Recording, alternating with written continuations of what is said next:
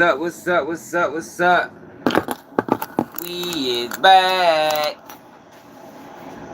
We is back. This damn light on. Hold on, y'all. See something.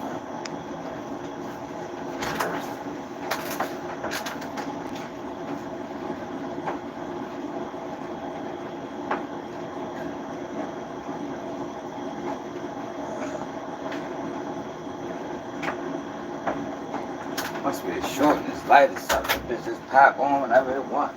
Pop out.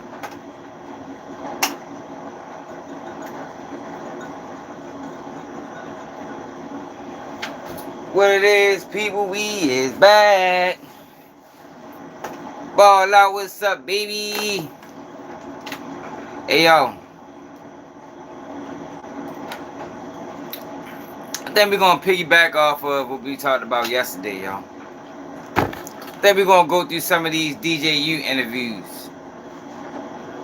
You know, because yesterday we talked about how a lot of rappers that's doing them DJU TV interviews got murdered within this year or so. You talking about Bloodhound, Lord Jeff, Lord Scone, 800 TJ, THF Twin, and I think these interviews, yo, is putting targets on these boys, man. Straight up.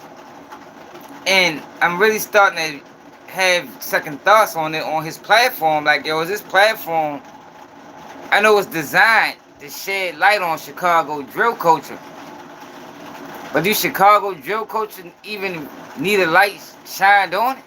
Understand what I'm saying? Like, yo, because it's not getting them nowhere. It's just giving drill more exposure, but it's not getting anybody nowhere. Like, all these niggas is dying. It's not transferring to other opportunities. Like, it's not getting these boys nowhere but hiding their own city. And one of the ones I want to talk about today is 800 TJ. Now, yo, I don't know none of these guys, yo. I'm not really a fan of that drill rap like that. I was a fan of King Von. You feel me? Fan of Dirt. I mean, but these new niggas like the VONOFF1700, we gotta talk about him. He supposed to got banned from New York. And I told y'all my take on Shorty, y'all. I don't believe him. I don't believe him. I think he bluffing. I think he playing a dangerous game. And I think it's going to end bad. Whatever bad is, it's going to end bad for him. And we got Boosie, y'all. A lot of people seem to think Boosie told. I got Boosie paperwork, y'all. So I'm going to read out to y'all how Boosie came home. I mean, because I think people need to know this. Because a lot of people can get their charges dropped by a Boosie situation. If they got the right representation. I think I'm gonna go there first. You know, because that's an article I gotta read. So I think I'm gonna go there first. Then we got Diddy, yo. Diddy's back under fire, this time with the editor from Vibe magazine. It's crazy how far they going back on Diddy, but shit, he did it to himself. Diddy supposed to told the editor of Vibe magazine, if she didn't show him that cover in advance, and these are all black people. That's why I ain't got no remorse for Diddy. They all black people that's alleging these things. But if she didn't show him this cover before it came out, that she can find herself in the back of a fucking trunk, dead. Diddy a wild ass nigga to say that to a female. But let me oh, and Charleston White. So before we do that, I watched the video earlier. And Boosie not in the title, y'all, but we're going to talk about Boosie. But I watched the video earlier from The Answer. The boy Dell. He run an Answer page on Clubhouse. You know, a lot of Wack 100 content. And I want y'all to listen to Rilo.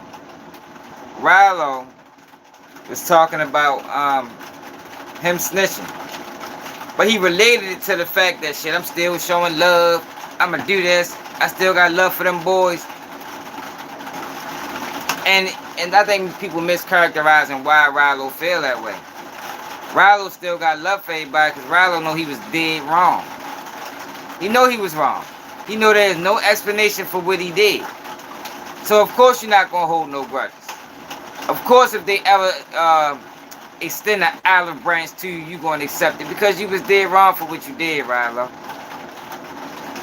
You can't talk about morals and principles and upholding the code your whole rap career, and then the minute you find yourself in a situation where you gotta stand on what you say, you fool. Can't do that. Not over here. Not over here. So that's what we gonna do, yo. This live probably be a little longer than an hour. This probably be one of them 2-hour lives. Hour and a half, maybe. But let me show y'all what Wack 100 had to say about Boosie. And see the Ang Glizzy. I was on Ang Glizzy platform earlier, y'all, if y'all want to check that out. Wow, I just received the Wack. Mr. 252, what it is. You've been involved. Well known in this community. That would not be going well for Mr. Davis or his security. I don't know where he's standing. Maybe they should come up to. Alright, so let's. Appreciate y'all tuning in, man. Let's get it. I don't know where he's standing at. You know, maybe they should come up to the point where he just don't want and got talking down on to put my whole fan base against him. I ain't gonna do that. Boosie go say all the lame about me he won't. He can do all that stuff. I ain't doing it. I ain't saying no thing. I ain't doing it. I ain't getting on live, bringing them down, bro. And talking about, oh, Gucci this and Gucci that, bro. Gucci doing his thing. He need to take care of his family. He need to keep doing what he's doing, bro. He gave people opportunities. He helped people, bro. Why the hell y'all always want to say something bad and go to war? I thought up in the head, man. I ain't doing it. I ain't going. Ain't nothing you can say or can say that turn my heart because I pray. I don't know where he's standing. I read, run. I love God. And that's what I'm on. I'm on God's time.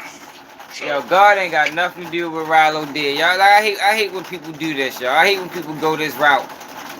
Because he trying to gain sympathy. And he don't, yo, Rallo, you know what you did, yo. You know what you did, yo. You couldn't hold the water. You put a man in a situation that didn't belong there because you couldn't stand your situation. Don't bring God into this shit. God ain't got nothing to do with this. Ain't nothing you can say to turn me like that. I ain't gonna be like them. I ain't gonna be like them. I don't give a the hood turned on me. I still came back and gave me back to the hood. Still hugged at my event that I know said bad about me. Still support. Still liking their pictures. Still talking them. Still sending money that talk bad about me because that's what my heart at. I ain't even got to do that. Ain't never. See, this what I'm saying? This is misleading, y'all. He playing the people like they fucking stupid. Man, what it is, LeVar. Rallo was still moving this way because he's wrong. He know he's wrong. And he's trying to make right. He's trying to make right. He's trying to apologize without apologizing to people by still going above and beyond for people that don't fuck with him. But the way he's explaining it be like, oh, this, like I got a good heart. You know, no, that's not what it is, yo. That's not what it is, Rallo. Keep that shit real, my nigga. Keep it real. You fucked up, yo. You know you shouldn't have did what you know you shouldn't have did what you did.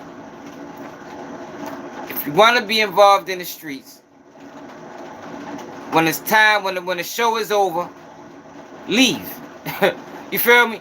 Don't try to stay there and perform another motherfucking set. Like, yo, it's over. Don't bring nobody along with you.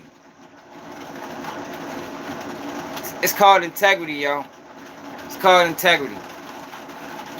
It's not about the streets, yo. It's just about integrity, yo. It's about standing on what you said. You can't rap gangster all these years talking about this no snitch shit. And then the minute you get locked up for marijuana, you got locked up for marijuana, y'all. Weed. I mean, weed, yo. And decided to try to take anybody down he could.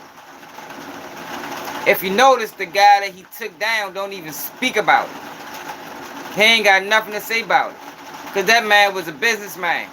That man wasn't portraying to be no street nigga. That man was that man that he told on was in the business of selling marijuana. Legally. Rilo put a man that was moving legal in a motherfucking trick bag. He probably lost his marijuana license fucking around with Rilo. But niggas don't want to talk about that, so don't talk that integrity shit. Don't talk that on my heart shit. Keep it real. There we go. By the time that light came on. Keep it real, Rilo. Why you really did that? Why you really still looking out for niggas when you know niggas don't fuck with you? Because you did a nigga wrong, bro. You did a nigga wrong. The guy that Rilo told on, yo, owned a legal marijuana farm. He just started fucking with Rilo. Who knows? You know what I mean? Probably doing him a favor. Probably can give him the numbers cheaper. Rilo put this man in it. This man wasn't a criminal. Man, scoot to Scotland, man. Straight up, man. This man wasn't no criminal. He was a law-abiding citizen that just happened to fuck with Rilo. So that's why if you wonder why the dude that Rilo told on never came out, because he's a businessman. Can say that make me on the lane like that. Ain't none y'all can say the time me against Lil Baby. Ain't none y'all can say the time me against none of my men. Dirt, none of that. Wake up, I pray. I go to pray before I go to sleep. I read, run. I love God. And that's what I'm on. I'm on God's time. So I ain't gonna be like them. I ain't gonna be like them. The hood turned on me. I still came back and gave. That's the smartest rat. Like Rilo was That is the smartest rat that I've heard in a long time. The whole thing is, I ain't gonna be like him. He was a rat. I ain't gonna say nothing. You can't say nothing about him. I'm not gonna do what they do, okay? Because he's a rat. To the answer, y'all. This video from our trying to go back and get back. I ain't gonna call the kettle black. Yeah. I ain't gonna do what they want me to do. Oh God, you wasn't on God time when you was telling to cut that time, was you? Right. Was you on God time when you? That's a started bar. to cut the time? That's a bar. I ain't Right, gonna this do what they do. You was a rat. Try to cover it up by going back and giving back and trying, Yeah. you know what I'm You saying? covered he up did by, get the cameraman I'm in trouble, humble. ball I'm out. a God. Wait, since when? Alright, so Wack brings up Boosie.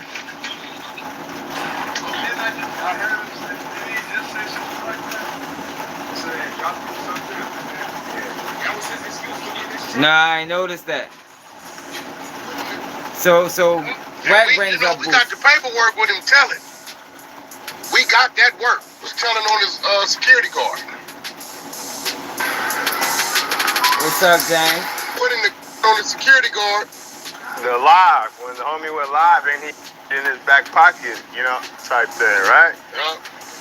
You remember I exposed that? Yeah, I remember that. Y'all don't Alright, so let's go to Boosie, yo. Cause Charleston White had something to say about Boosie. Let me tell y'all what Charleston White had to say.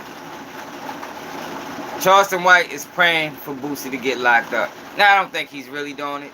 You know, Charleston White just does things because it's beneficial to him. But let me show y'all what he said. And I'm gonna read y'all how Boosie came home, because I don't think nobody did it. I haven't seen it on the internet.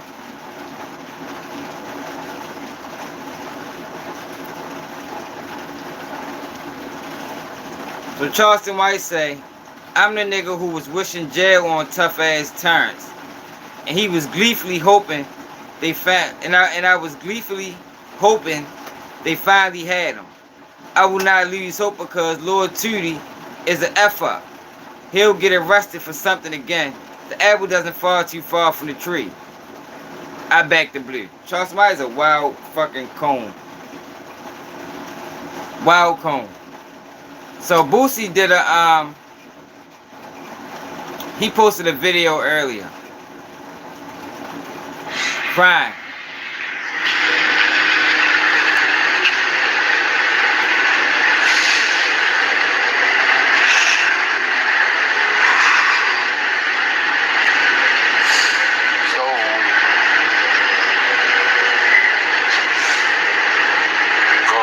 Sucker ass niggas. Hate man, Now, I don't know why yo people hate. I think Charleston White turned a lot of people against Boosie. But if y'all familiar with Boosie case, yo, Boosie was at a video shoot in the hood. In the hood. Because a lot of times that's how Boosie gets his money. He gets his money from dealing with the hood. So a lot of times when you're in the hood, yo, you gotta protect yourself, yo. Like, we not talking about a man, and that's why it's crazy that Charleston White is doing this. Like, we not talking about a man that at his current age is out here trying to harm people.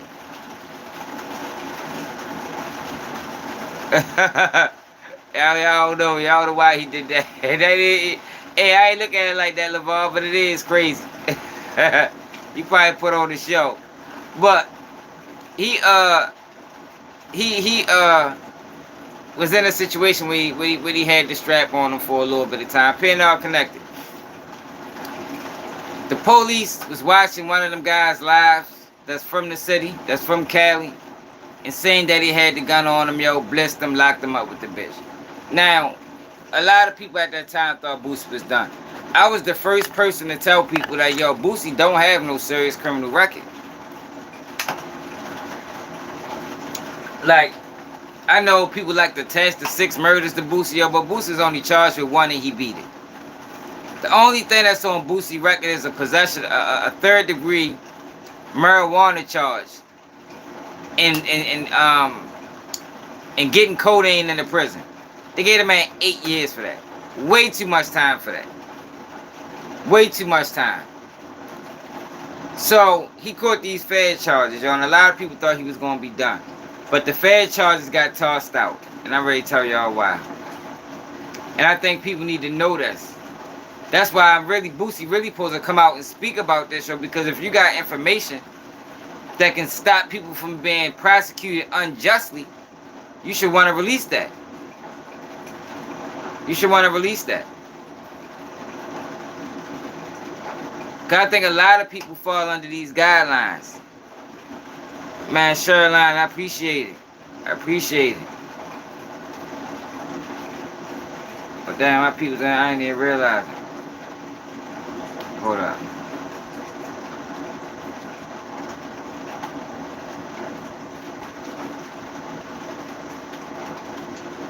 So my paperwork girl sent me Boosie paperwork the other day.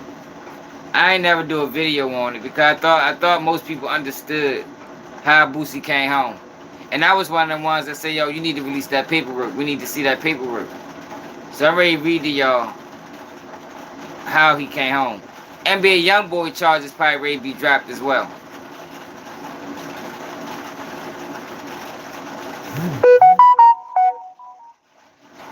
NBA Youngboy charges probably ready to be dropped as well. Cause this case fall under the same guideline.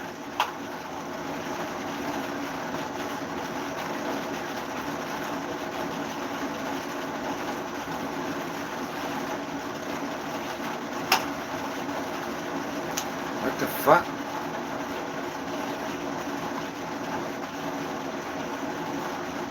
Alright.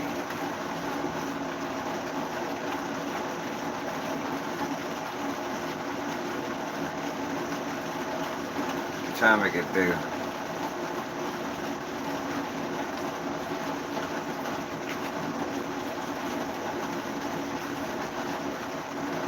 Alright, defendant Torn has charged as Torrance Hatch, by and through his counsel of record, respectfully move this court for an order dismissing the indictment with prejudice pursuant to the Ninth Circuit published decision in United States versus Dorte.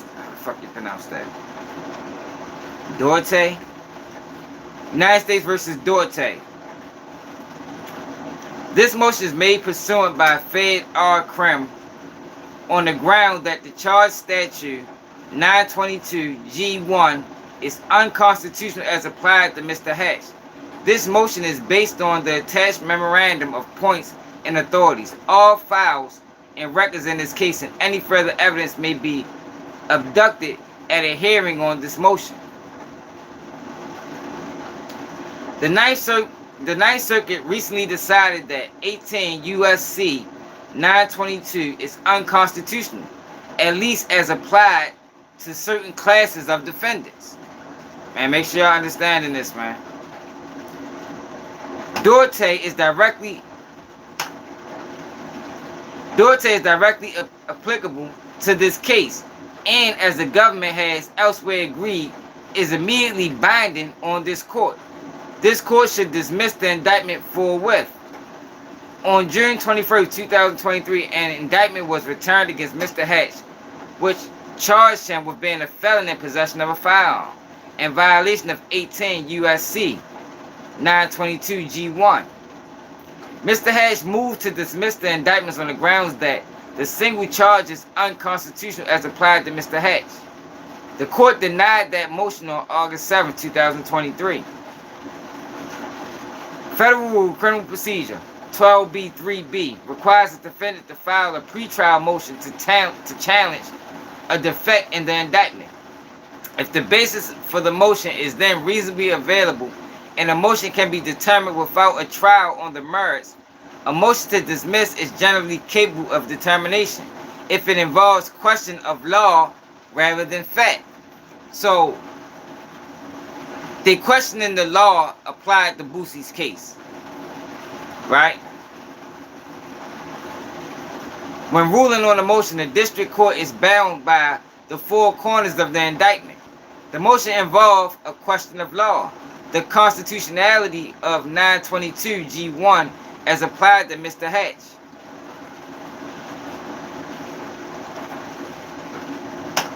Hatch has shown below, according to the court, should grant the renewed motion to dismiss. Argument. The Ninth Circuit had previously held a United States versus Vongassi 594 F3rd 9th Circuit Court 2010 that the Second Amendment does not apply to convicted felons.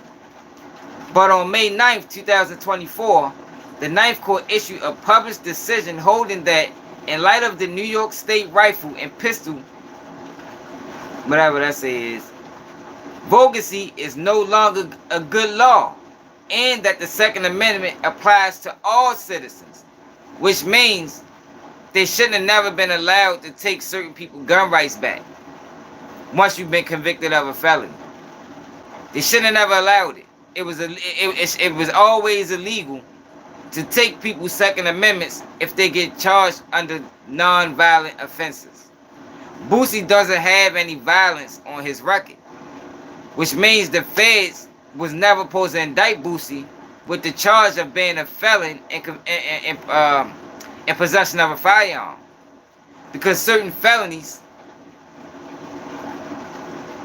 non-violent, they wasn't never supposed to take your firearm privileges or rights. All right, hold on. Let me go back to where I was at.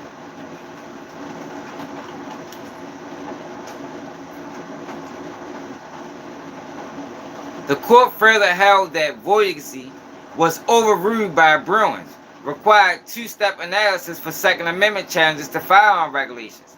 After Bruin, and contrary to Vongassi's prior rule, court assessing the unconstitutionality of 922 G1 charge must, 1, first ask whether the plain text of the Second Amendment covers the defendant's persons, arms, and conduct, and 2, if it does, most conduct Bruin's historically focused second step, which requires the government to proffer founding area felony analogs that are distinctively similar to defendants' underlying offenses and would have been punishable either with execution, with life in prison, or permanent forfeiture of offenders' assets.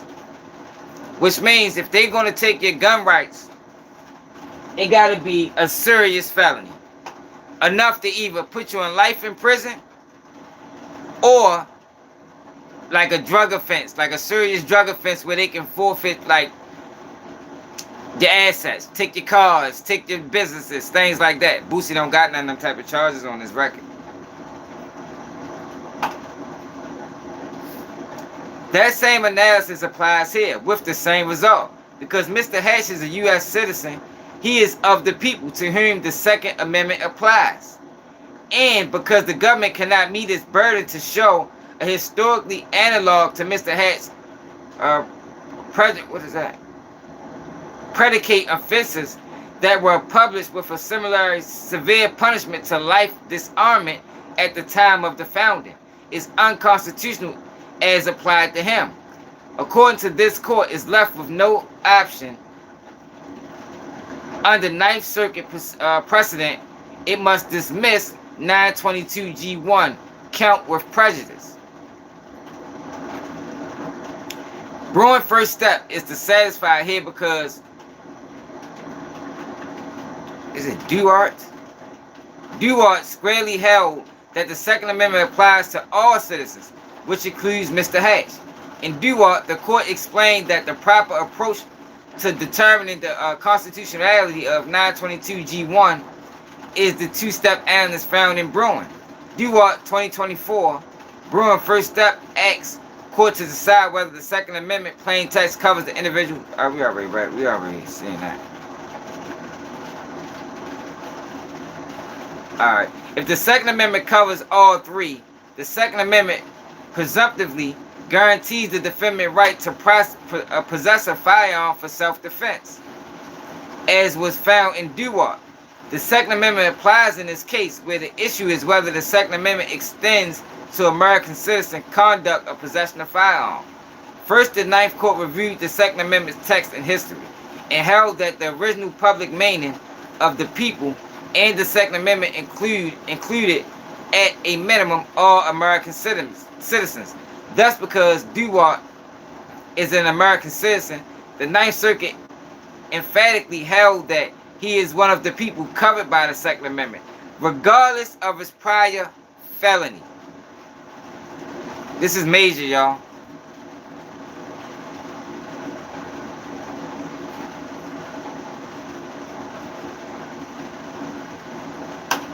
Likewise here, Mr. Hatch is an American citizen, and therefore one of the people to whom the Second Amendment applies. The Second Ninth Circuit Court recognized that it is undisputed that the Second Amendment protects the arms in this case, a handgun. Mr. Hatch was charged with possession of a handgun. The Second Amendment applies to the gun in this case. Third, the Ninth Circuit Court has also recognized as undisputed the Second Amendment protection of the type of conduct involved here, simple possession. Because step one is satisfied, the second step presumptively guarantees Mr. Hatch's right to possess a firearm for self-defense. He wasn't out to harm nobody. Under Duarte, the government cannot carry its burden to show a historically analog to predicate offenses here that justifies permanent deprivation Mr. Hatch of his fundamental Second Amendment right. At step two, the government shoulders the burden of demonstrating that 922G1 is consistent with the Second Amendment historically scoped. Duarte 2024, the government must prove that it is consistent with its nation's historically tradition of firearm regulations for Congress to ban permanently by making it a felony, a non-violent offender like Mr. Hatch from possession of firearm even after he has already served his term of incarceration. Y'all understand what I'm saying? It should be a lot of people coming home based off this rule. A lot of people was charged illegally by the feds because they had non-violent offenses and got caught with a handgun. It was never constitutional.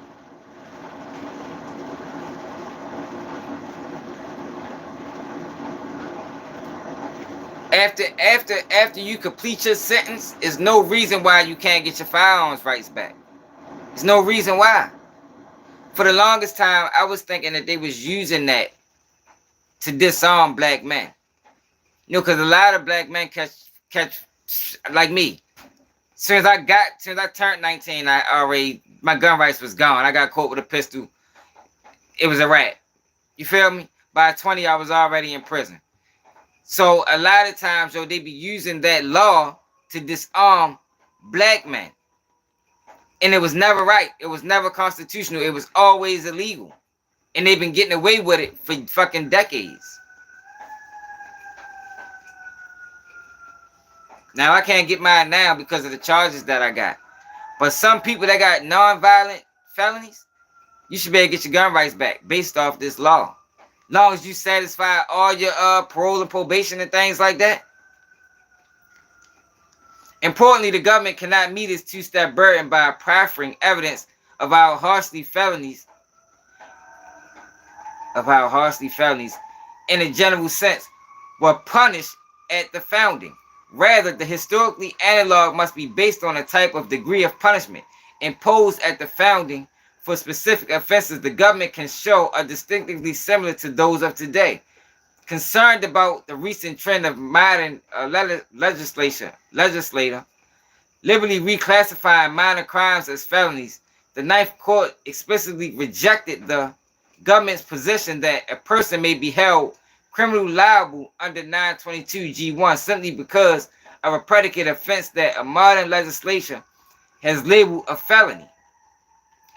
The historically felony category is far too broad. A more faithful application of Bruin requires the government to proffer founding-era felony analogs that are distinctively similar to defendants' underlying offense and would have been punishable either with execution, with life in prison, or permanent forfeiture of the offender's estates. Therefore, the Ninth Circuit analyzed the government historically evidence and lack thereof for each of Mr. Duart's underlying felony convictions, which included vandalism, felony in possession of a firearm, drug possession, and invading a peace officer, all nonviolent. Concluding that the government failed to meet its burden in showing that those offenses were by a founding era standard of a nature serious enough to justify permanent depriving him of his fundamental Second Amendment rights. Specifically, the court held two of those predicate offenses, vandalism and felony in possession of a firearm under California Penal Code, would either have been misdemeanors at the founding, vandalism, or did not exist at the founding, felony in possession of a firearm. It further held that Duart's two remaining prior felony convictions for drug possession and invading a peace officer also could not support his conviction under 922 G1 because the government had failed to proffer evidence that either crime traces back to an analog funding era, predecessor. Similarly here, because the government will be unable to show historically analogs that are distinctively similar to Mr. Hatch's predicate offense that were punishable with execution, life in prison, permanent forfeiture of offenders' estates, or life disarmament, or any other punishment of a serious nature, it is unconstitutional as applied to him under Bruin. Y'all got it yet, or do I gotta keep going?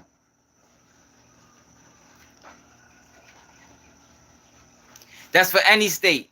That's for any state, Paul. That's for any state. They wasn't never allowed to do that.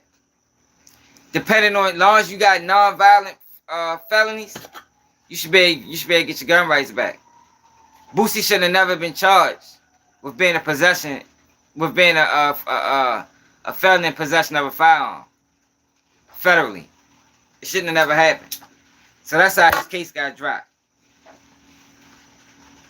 I'm gonna read a little bit more.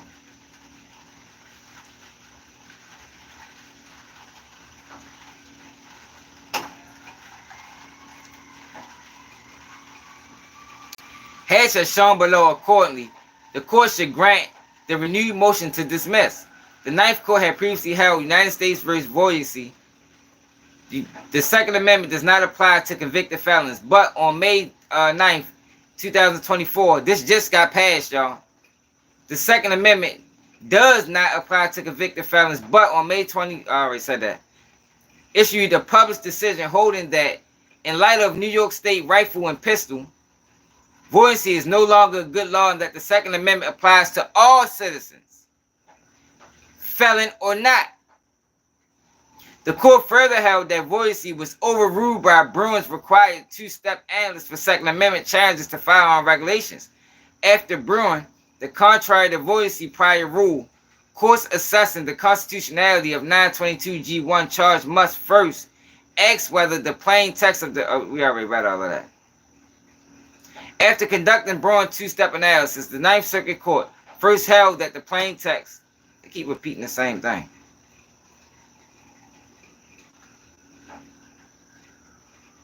Because the government...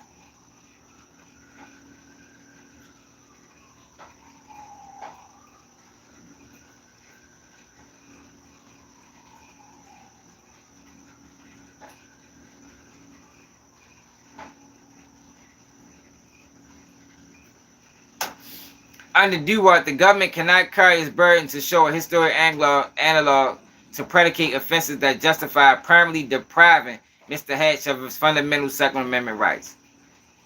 At the two-step, the government shoulder the burden of demonstrating that 922G1 is consistent with Second Amendment's historically scope.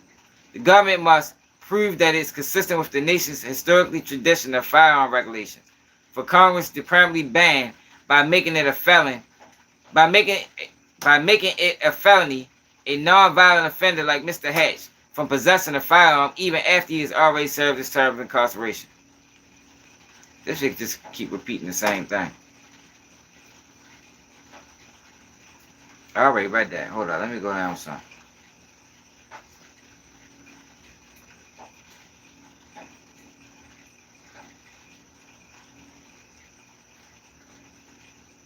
Okay.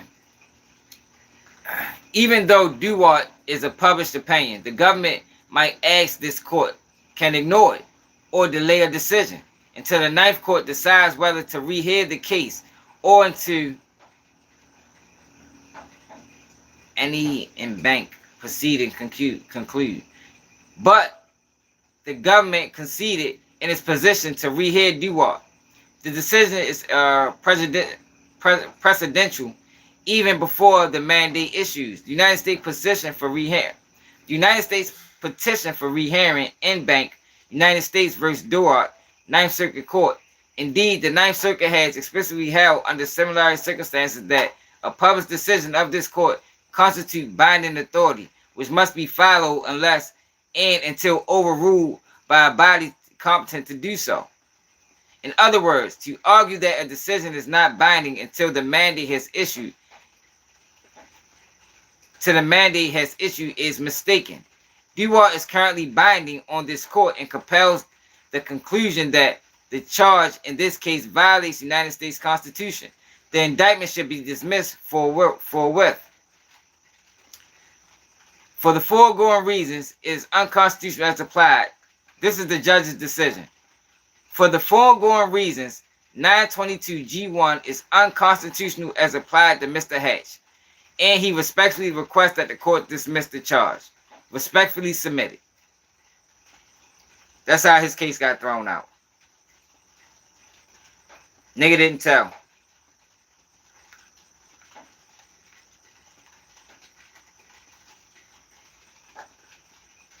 You can't even see the motherfucker. Hold up. Oh, I gotta turn my light down.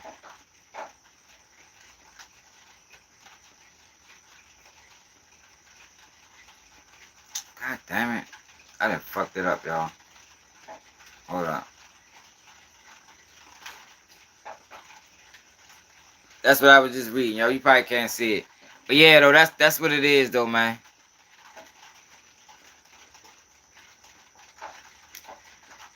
Yeah, straight up. You ain't lying. I don't know about that, but you know that's how people like to be, yo. You know, people always try and find somebody to tell on. Yo, but let me show y'all this this TJ 800 dude. I think we're gonna go to the DJU TV interview.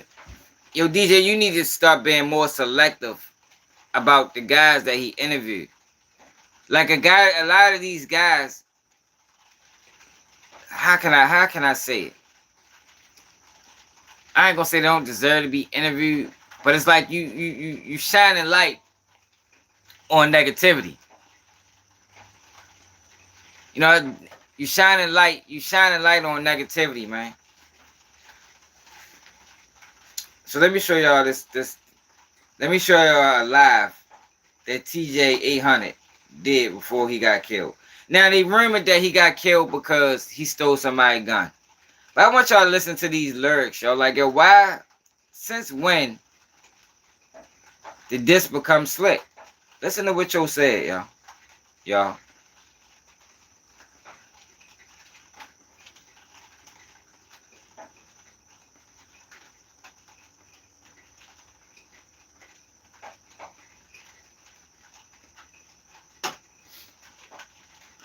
No, that's not it.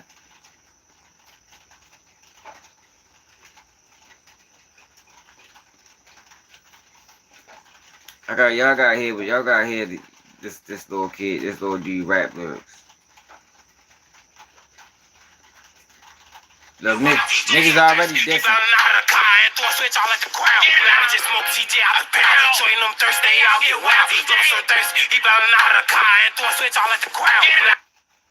Niggas is already dissing, y'all. Just smoke TJ out the pound. Showing them thirst, they all get wild. He so thirsty, he better not out of the car and throw a switch all at the crowd. Just smoke TJ out the pound. Showing them thirst, they all get wild. He so thirsty. Yo, this shit is this music is fucking horrible. Shit is garbage, yo. Like, yo, Chicago need to stop shining light on drill music. Everybody need to stop shining light on drill music, yo. It's garbage. It's not good rapping. It's not good music. Only thing you can do to drill music is kill. What else can you do? Can you dance to drill music? Can you have sex to drill? Like, yo, what can you do to drill music other than kill? Like, we need to erase this shit, yo. This shit is bullshit. Nigga died in less than 24 hours. Nigga got this song out, and he probably be the next one to go, whoever he is. Alright, but look.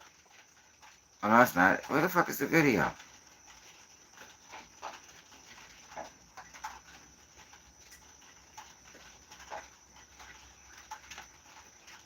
Yo, Compton Rick Rock said, yo, Brick Baby don't got the power to ban nobody from anywhere.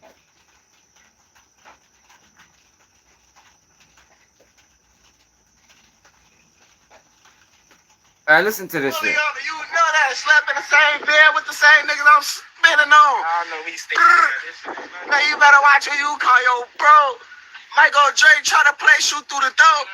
He said he jumped his gay into that nigga still a hoe. He try to play. Listen to the lyrics again, y'all. Bet you see that sound, nigga. Better nigga won't play without getting his ass sent home, nigga. Tell get all the ops right now. Tell their ass pull up. Tag all the ops, tell them to pull up. Yo, what the fuck is wrong with these young niggas? Call the ops right now and tell them to pull up. So basically, you're gonna be a target. You just put a target on your back, because if the ops pull up, you're not gonna know what car they in. You ain't gonna know which way they coming from. So it don't matter if you strapped or not, you're gonna lose. But I want y'all to hear these lyrics though, y'all. Nigga said, you better watch who you call your bro. Michael Drake nigga said I'm beefing with the same apps. Hold up, y'all gotta hear him say it. I keep missing that part. Hold up.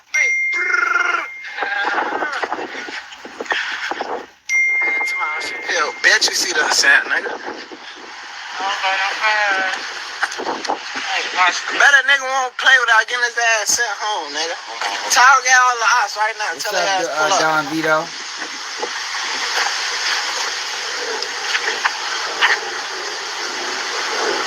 What is this? You know I got that.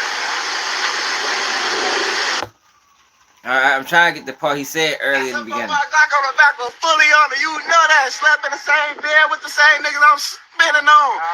Niggas say he slept in the same bed with the same niggas he's spinning on. Like, yo, when is that became a flex?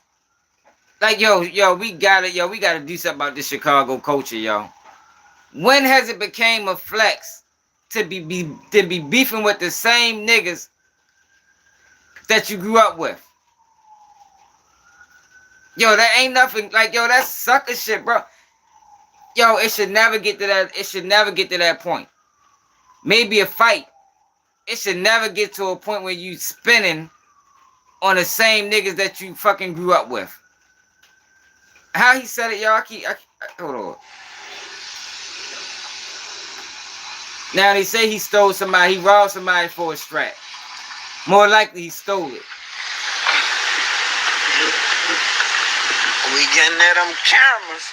30, I ain't gonna lie. Man, they gotta make, yo. See, this the thing, LeVar. With the drill coach, if you don't got apps, you gotta go find some. You gotta make apps. I mean, that's why they beefing with their homeboys. they turn them into apps.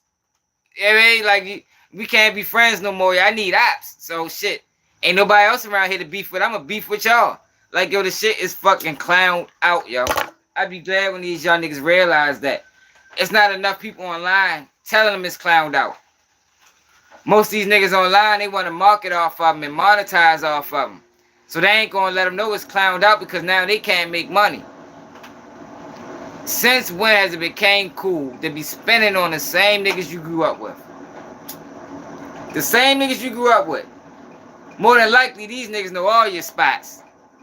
They know where your mother live. They know where your aunt live. They know everywhere you gonna be. And then they wonder why. And then they wonder why they getting their heads blown off out this bitch. Shit is fucking stupid. Shit's stupid. Hold up. That's up on my Glock on the back was fully on it. You know that. Slept in the same bed with the same niggas I'm spinning on. He said he slept in the same bed. That's the part I kept trying. He slept in the same bed. So this is bigger than friends. This like brothers. How do you sleep in the same bed with the same people now you spinning on? Yo, that shit don't sound crazy to y'all? Like, we all had friends, yo, growing up, and we had sleepovers, and, you know, man, let me go to so-and-so house, and, yeah, you can go over there, let me talk to their mother. Now, you spinning on these same niggas. Get the fuck out of here, y'all. And they think that shit slick. He probably thought that was the hardest bar he ever said in his life. And that shit was dumb as a motherfucker. But let's go to, it's six clips. Hey, I need that. Come here, man. Check it out. Yeah, look, you see how it's going on. Look, You know what's going on. you think cause you strapped the good. Hey, pull up right here, man. Let's get it going. He try to play pull up, shoot through the door. Hey, you hear me, TJ? They think this is Grand Theft Auto, pull up. Let's get one going. What you on, bitch? Pull up, come get me. Are you trying to pop out? Yeah. Alright. On what? Yeah, Murphy. On what? Hey, look, on my son. Pull up. Hey, you gotta bring them links too, though. Oh, You know that. fucking pop. Alright, look, hit the line. They think it's Grand Theft Auto. Finna get it back to slide, you know, wherever you on, man. Love, hit the line. The same bed on the block. He got a face mask on, it's hot as shit outside. Niggas play, niggas still on. He try to play. Michael J shoot through the door. We switching lanes. And if he play, shoot through the door. Yo, this shit is insane, yo. Without getting his ass sitting on. He did that's like shit. We did not to that man folks bad. My uncle sorry we did not kill him. Why you answer the phone? Cause ain't my phone broke. I was in my fucking in Milwaukee, folks, trying to take and jumped out and broke my phone. I was had to go buy me a whole new phone. As soon as I come back, they tell me, dude, dead. I'm dead.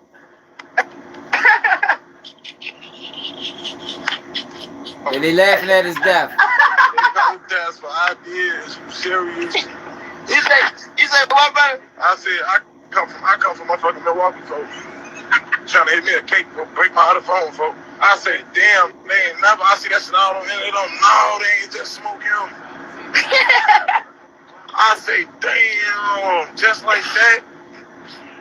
Like, what? Yeah. Like, what? Like, I ain't even get the chance to get that cat. What the fuck? Like, yo, this shit is sad, yo. It's sad to see how young black men thinking the wrong shit slick. Like, when has death, why is death so funny to these niggas? Yo, why is death so funny to the youth? Ain't nothing funny about that shit. These niggas ain't coming back.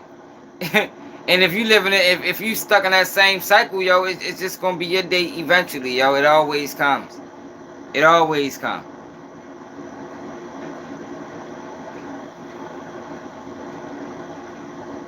Hold on. I got some more video with them.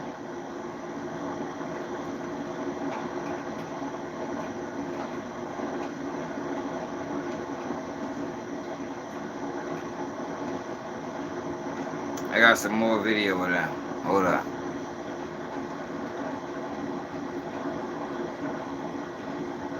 So look at Shorty right here.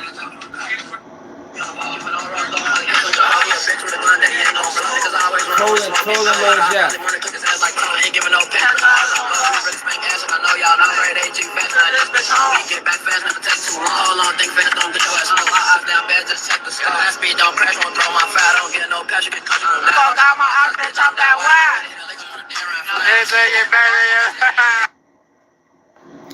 Trolling Lil Jeff.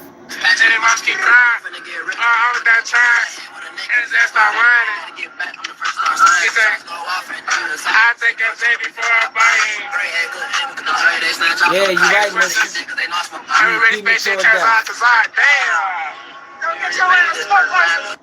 Get your ass smoked like These are all misguided young black men.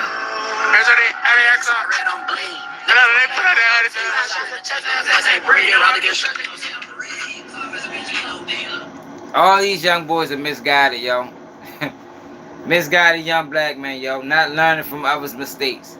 If they was learning from their homeboys' mistakes, they wouldn't even be interested in rapping this drill shit no motherfucking more, my nigga. You feel me? They wouldn't even be interested in rapping this shit, yo. I'm sure they done lost so many friends behind this shit. And it's like, yo, at what point do you recognize that, yo, there is no future in this? There is no future in being a drill rapper. Unless you talking about next week or next month or next year. Like, there's no longevity in this. For the most part, yo, these rappers, the average drill rapper get a 2-year, he get 2 years in the limelight before he dead or in prison. 2 years. And we ain't talking about no limelight like that. We talking about just a few people know you on the internet. I mean, a few blog sites that post you before you even dead or in prison. And it's like, yo, we gotta start, these young boys gotta start understanding, yo, it ain't that deep. Getting 2 years worth of clout shouldn't be worth your life. It shouldn't be worth your life, yo. And that's what's going on. Some of them don't even get 2 years. Shorty, 800 TJ just came home. He just caught a 3-year bit. He just came home. He ain't been home. He got a year, maybe a couple months in the limelight. And now he dead. That's why I got to question DJU and what he doing over there. Because DJU is giving these motherfuckers the light that they want. He interviewing them based off of drill music. Based off of This and the Dead. Now, he might try to throw some game in there, but they're not going to listen to him because he not of it. But it's like you making matters worse, DJU. You adding fuel to the fire. We don't need drill rappers interviewed. We don't need that. Now I'm going to go to his interview and see what happened over there. See if he really liked that, or is this another Lord TJ situation. Sound like him and Lord TJ. Sound like him and Lord Jeff, and Bloodhound Lord Jeff had issues. Let's check this interview out. Chances are you're overpaying for car insurance. That's why Experian has a new free tool that can save you money by finding you our best deal. And it works. It's like, yo, know what it's like for real? It's like they dismantle O-Block. They dismantle STL. They dismantle 051. Now they gotta find some new guys. Yo, do y'all think that? Cause that's what it seemed like to me. 051 is done. Welch World is done. O-Block is done. STL EBT is done. So it's like now they just going further and further and further away. Now they all the way to the 800s and the 900 blocks. At first they was on 64th and shit like that. Now they all the way to the 900s.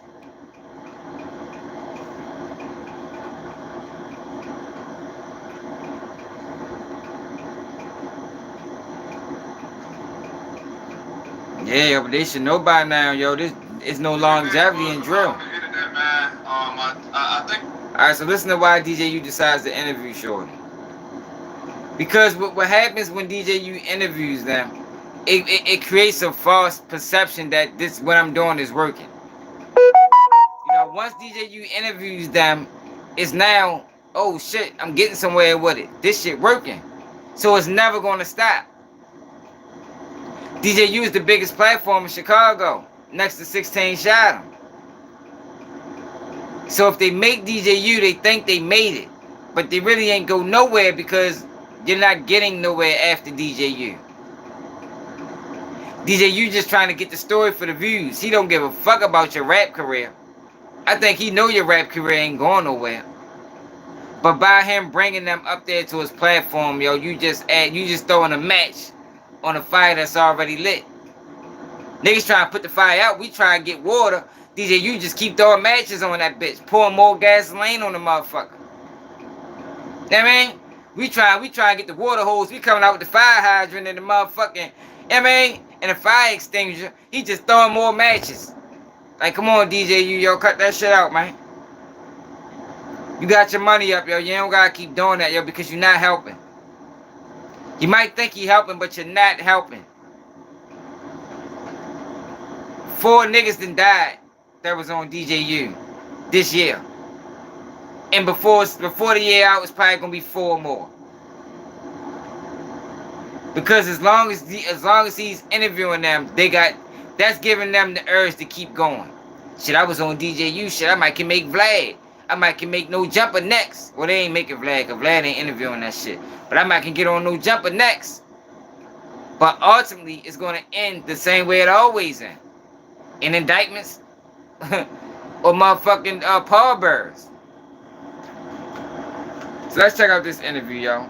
Let's see if he was one of the ones that was really like that, or was he perpetrating. Let's see if he was one of them ones that was rapping his life, or was he a drill rapper that then decided to drill. You know, because that's what we're dealing with nowadays. The rap comes first. They start drill rapping way before they start drilling. Let's find that out. DJ, you go crazy. DJ UTV, let them know who we got in the building. We got 800 TJ in the building. 800 TJ, what you on, gang? Shit, y'all. Well, welcome to DJ UTV, bro. It's definitely a blessing to have you. Let the folks know who you got on the couch with you. We got OTB Cozart. You guys, that boy Lil Mike. 650 Lil Mike. Word. What's up, man? How y'all feeling today? Man, we finna get it on today though. It's a party today, man. A video shoot today, man. Are y'all shooting a video / having a party? Yeah. What, to one of your new records or something? Yeah, you know that. What's the name of the song? It's always, I don't even know the name right now. It's me and folks, though. I don't even know the name right now. So y'all shooting the video, but y'all don't know the name of the song? Now look, cameraman gonna name that shit. That shit come hard. Okay. Alright, well. Now look, one thing I can say is, you see the difference between, already, you see the notable difference between his homeboys and the guys that Lil Scone was with. His homeboys already conversing with the interview. Lil Scone and the people that he was with, the people that he thought was friends, ain't conversed the whole interview. Ain't show no love. Shout out DJ. So we can at least make the assumption that these are his friends. Lil Scone was up there with some niggas that they ain't even fuck with him. Okay. Well, TJ, I've been seeing your name buzzing a lot on the internet, man. I think I reached out to your interview probably about a year ago, you know. So Yeah. I'm glad to finally have you here. You know, I'm very interested in your story. See, but bro. this the thing, yo. I see you on Instagram. Their name is buzzing on the internet for negativity. Their name is buzzing on the internet for dissing the dead. Why are you interviewing that? You understand what I'm saying? Why are you? They not being the name not buzzing because they hell of a rappers. They not buzzing because you see a bright future ahead of them. The name is buzzing for dissing the dead, going live with the ops. Like, yo, what the fuck is this, man? It's nonsense, DJ. Yo, clean that shit up. You got money now, man. Keep Umar Johnson and them niggas. Live a lot. You know, taunting your ops. You know what I'm saying? Yeah. The one you No, only got dude. one song made, right? Yeah. It's not the same reason I'm talking about it. I'm talking about it to stop it. I'm not talking about it to shine light on it. Do you hear how I'm talking, G? I'm not glorifying this shit. I think it need to be banned. I'm talking about it to warn other young niggas that think about being drill rappers and say, yo, that's not the way. It's not the same. It's totally different. Ops. Oh. You know, a diss song to several different guys. So we just want to know the man behind all this madness today, right? Look, you see what I'm So saying? can you tell us where you from, TJ? Listen to why he interviewed them. I think I reached out to your interview probably about a year ago, you know, so Yeah. I'm glad to finally have you here, you know. I'm very interested in your story, bro. I see you on Instagram Live a lot, you know, taunting your ops, you know what I'm saying? Taunting your ops. You only got one song made, right? Yeah. It's called The Ops. The nigga got one song. Yo, he interviewed the man with one song. He brought him up there because he's going viral for taunting his ops. Like, DJ, you what the fuck is that, bro? Like, seriously, my nigga. What do you call that? Who gets put on a platform for one song? Like, come on, shorty. You gotta tighten up, my nigga. You gotta tighten up. I'm gonna get on your ass. You know, a diss song to several different guys. So we just want to know the man behind all this madness today, right? Alright. So can you tell us where you from, TJ? I'm from 61st and Cottage Grove. Okay. 61st and Cottage. Yeah. What's the name of that area over there? What you mean? Like, what's the name of that hood? What other hood? 61st and Cottage? Yeah. That ain't no hood in that? What you mean? That's us. That's what I'm asking. 800. That's 800. What Oh, you that's mean? that. Niggas ain't got no education, bro. He asked him a fucking ABC question. He was confused as to how to answer. He thought it was disrespectful. Nigga really just was asking him, yo, what's the name of y'all neighborhood? You know, all these neighborhoods got names. DJ U is taking advantage of the ignorant young black men in Chicago. That's what he doing. Ignorant young black men in Chicago, yo. Everybody's feasting off the ignorance of black people. They feasting off the ignorant young black men that's stuck in the streets. And they're also feasting off the ignorant people that want to understand what's going on in the streets and what's going on and why they killing.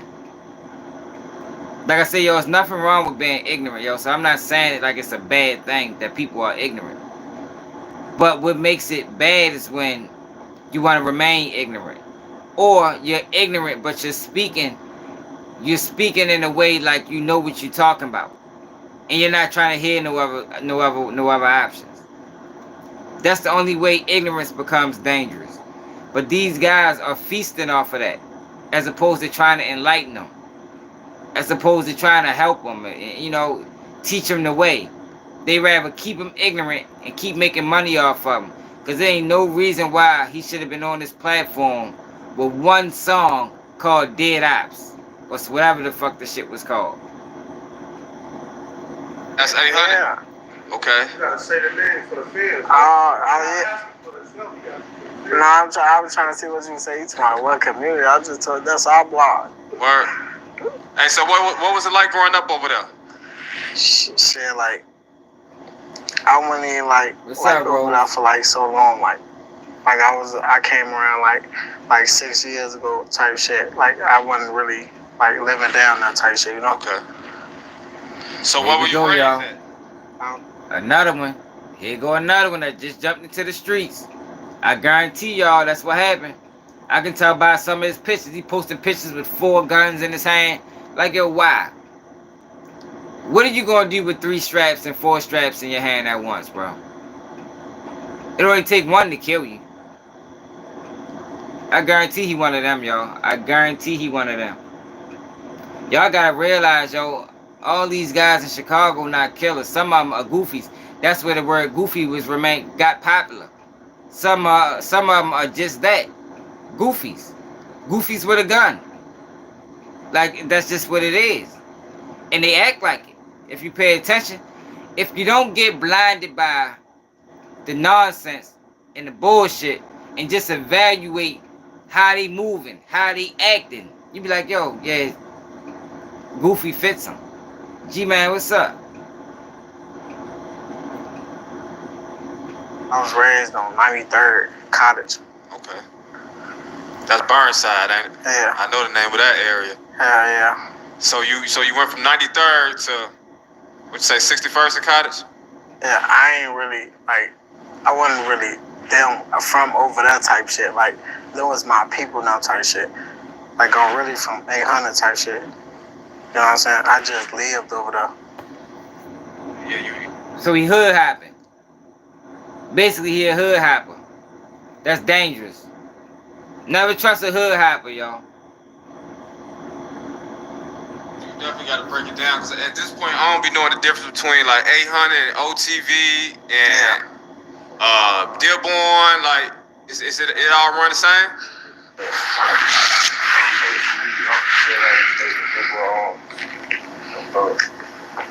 We all snakes. We know how FONOFF dead, we fuck with FONOFF dead. We all have to fuck with they hood.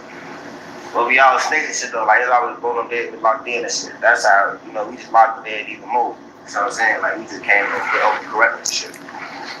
And FONOFF, shit, that's 650, though. That's bowling milestone.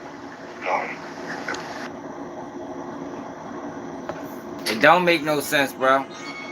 It don't make no sense. But we gotta discuss them, yo, because there's so many of our young black youth following the same path. They following the same path to destruction, just for fucking 5 minutes of fame, just to be posted on blog sites. Because you got blog sites that's dedicated to highlighting drill music. You got blog sites that's dedicated to shifting through the lyrics and try to tie crimes to it. And these young boys is going to give them all of that because they just want attention. It's all it's about is attention. They just want attention. They just want to feel like they're bringing value. because they probably never felt that feeling before.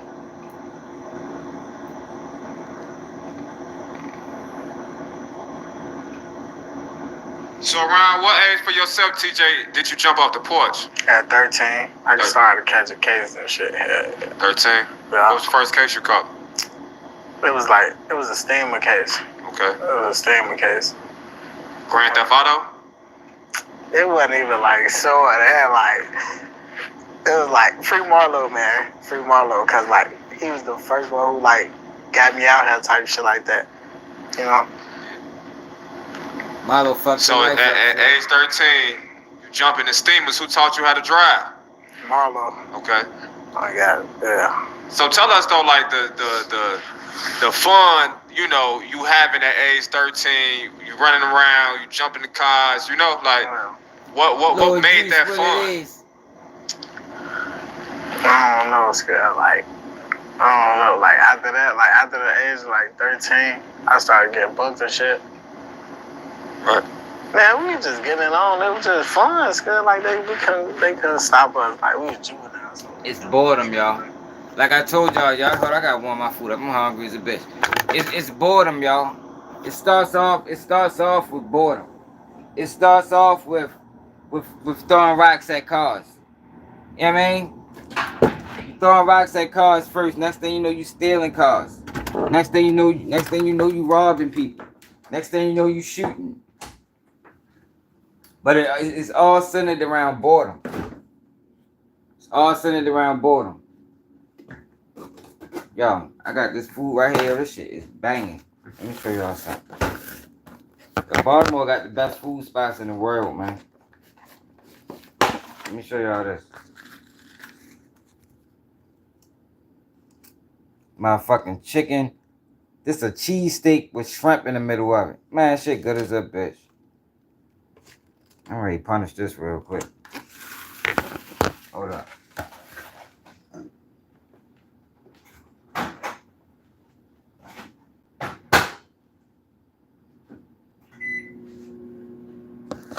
Shit called banging ass cheesesteak. Yeah, they do. Sherilyn, they do want the attention. That's why they doing all of this. It's all attention seeking. It's all attention seeking. Because they never had attention before, yo. A lot of them come from broken homes where they never even had their parents' attention. So you mean to tell me I can rap this music, I can be disrespectful and I got the attention of the world? Oh man, they gonna chase that. Especially when you got platforms like Adam 22 and DJ U that's willing to interview them. They need to stop interviewing these boys, man. Make the job less appealing. Makes it less appealing to them. But as long as we interviewing them and we congratulating them, we promoting it, it's never going to stop. But the guys that's making the money off of it, they don't want it to stop. Because that's how they eating. If it stopped, they got to find another way. That's why you never hear certain people say, yo, we need to ban drill music. Shit, that's how they surviving. They don't give a fuck how many people die. Shit, for every drill rapper that dies, it's 4 more that come take his place.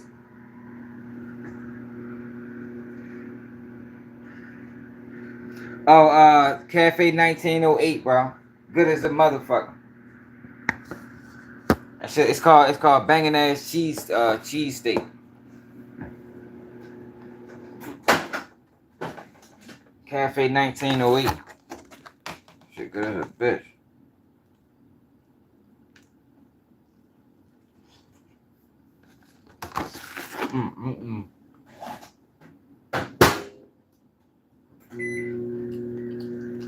Big ass shrimp in the middle of it. What is it? That shit good as a motherfucker.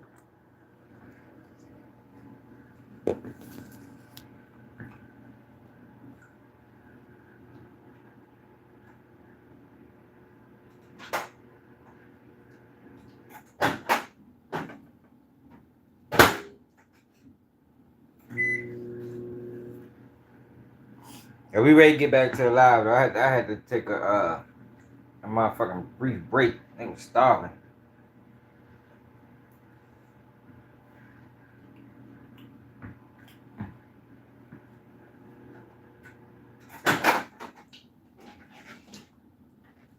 Oh shit. I put a minimum 4 on that, but.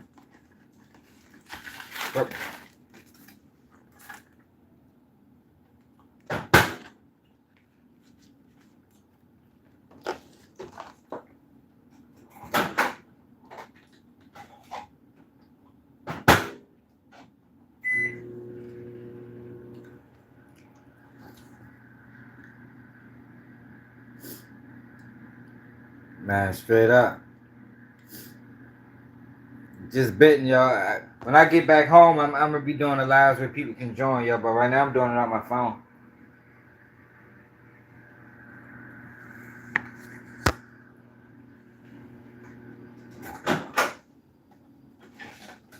I'll be home in a couple days.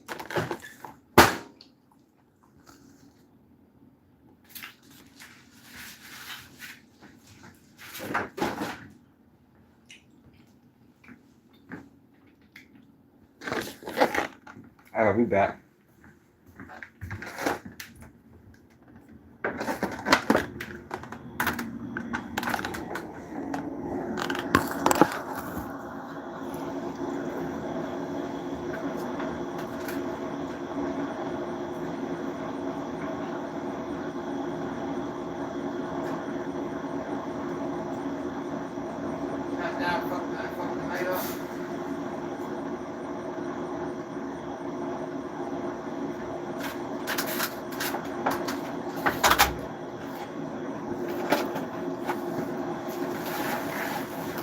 Yeah, if y'all want to donate to the channel, yo, cash that Baltimore swag too, yo.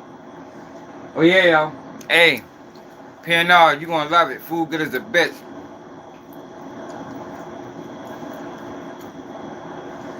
We do not tell, so we just Bala, doing what it do? anything. Yeah. So what was your household like growing up then? Like, did you have both parents in the home? Any brothers and sisters, stuff like that? Yeah, I did. Well, my daddy, he always be booked type shit like that. His ass, Ray J. He always booked type shit like that. But yeah, he be around type shit like that though. My OG, I be with my OG too though. And then I got sisters, I got brothers. Like my brother booked right now, Free Semi. He booked right now. You know, that's really it though. So I heard you say, you know, you started getting booked, and I was doing my research and learned that you just got out of jail recently, correct? Yeah. How long were you locked up? King Hayes. What that was? 8 months. Okay. 8 months. You had got sentenced to 3 years? Yeah, 3 years at 50%. Okay. And there was a gun charge. Yeah. Okay. So what, you spent the whole time in Cook County Jail? No, I came to the county because I was on the band for like 9 months. Okay. I was on the band for like 9 months doing all this shit. So like, and then I got booked outside on 29th. I wound up going to the county. They wound up coming with a deal. I just took that bitch, slid, got back out. I'm just back out. Yeah. Any crazy experiences when you was locked up in the county? How to open your car door while submerged underwater. A fatal construction flaw in all recent automobiles. As far as what? Like running into ops or getting shit down or... I ran into a lot of ops and I beat the out of Dave Facebook and Block. I beat the out of him. Really? So y'all be in tour with M Block, right? Yeah. I'd be curious, like, how y'all be in tour with somebody that's so far away. Like, y'all be down on 29th. M Block. Because like I said, if you don't have apps, you gotta find some. That's the drill. That's the drill rapper starter kit. Don't have apps, you gotta find them. Better go out there and look for some. Down there, all the way on Western, you know? Small city. Man, that's a long ass commute. Hey, look, I ain't gonna lie. We ain't even chasing them. We ain't chasing them. Hey, but y'all get what I'm saying though, right? Yeah. So small, that's nothing. That's a 25-minute drive. 25-minute drive is crazy. Okay, this is what I'm trying to say. Because we know the way Chicago's set up, niggas be in tour with niggas on the next block. You know what I'm saying? So to hear, you know, or to know about a beef with niggas is 25 minutes away, that's like, you ain't never heard of that, you know what I'm saying? But like, did y'all go to school together at one point or something? I ain't like something like that's like that's I ain't gonna speak on it, but it's like people and shit. It'd be cool with my people and shit. You know, but they need my people, they dead people and shit. You know how that shit be. So I slightly knew a couple of their ass. Word. TJ, you went to school with any of the M Block guys? Hell no. Okay. Now, how the fuck is y'all beefing? How you beef with some like yo? People normally beef with people close to them, yo. How you in the beef? What it started? It must start at the club or something. Like how you in the beef with somebody, a real beef, a legitimate beef where people was dying with somebody that's 25 minutes away. I ain't gonna lie, bro. I wasn't even going. I was going to school in jail, gang. I ain't gonna lie. Well, I was going to school in Chatham. Like it's called Chatham. I used to really run that bitch. So I guess what I'm trying to get at is how did this even become a thing? Like with you know OTF M Block 25 minutes away. Like how did that even? Who is OTF? Well, OTV. I'm sorry, I'm tweaking. But how did that even? You know what I'm saying? How did that become a thing? That's what I'm asking. My homie. You probably made it up, LeVar. We been fucking with them type shit for years now. You get what I'm saying? We just like really want like you know was like certain like people like hearing that type shit. Like we want all just coming into one type shit. You get what I'm saying? So like my homie Trigger like really kicked the shit out type shit. Like when I got out at 22, we been fucking with them, but we weren't all the way locked in. So my homie Trigger, he from 75th Chappelle. He brought me down there to that shit type shit like that with him. He was down there on the first day when I went down there. He took me around that bit, ooh, big chilling and shit. After that day, we got locked in. I went down there the next day. We got locked in again. We just started doing all type shit. Then we just started, you know, like just, you know. Like tricking them. Like we been on 75th. Like South 75th, like, bro, we been on the 5 and shit, like 2000. Old, like, bottom of, like, man, a lot of people was alive again, like, 2012 and shit. Motherfucker been on tricking them. So they been popping up. Yeah, that's what I'm saying. Like 2012, y'all niggas was born in 2002, 2003. Like smooth. They lying. All smooth. yeah, long live Smooth. All smooth, Mansky. Big Mike. Long live Franco. I've been doing motherfuckers, though. You know what I'm saying? Motherfuckers. I hear about Boss Smooth a lot, you know, with 800. Did you all have a relationship with Boss Smooth, TJ? Did you have a relationship with Boss Smooth? Yeah. What was Boss Smooth like? Like, he like a big brother to me type shit like that, you get what I'm saying? Like, he around every day. He's really finna start helping me. I'm gonna try to fast forward to something. Yeah, hell yeah. I've been locked up a lot of times. Word.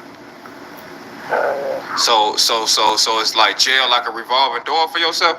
Well, hell nah. I'm not trying to keep going. That's good.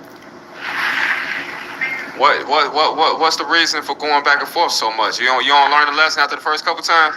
It don't be that, like, it don't, like, I don't be expecting shit, like, you know, like, expecting to go to jail and shit, you know? I don't be thinking about shit like that, cause I just do me.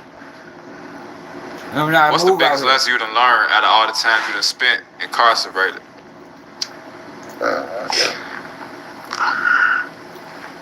I could say like my last time when I was just book type shit. My last time. What you learned your last time? I learned all type of shit, it's good. I just learned all type of shit. Like I'm right. So this is what I'm saying though, yo. And this is what DJ you need to understand. Though he's trying to give them decent information, it's still adding to the fact that now they think they got a legitimate chance. Because his platform is big, especially to them.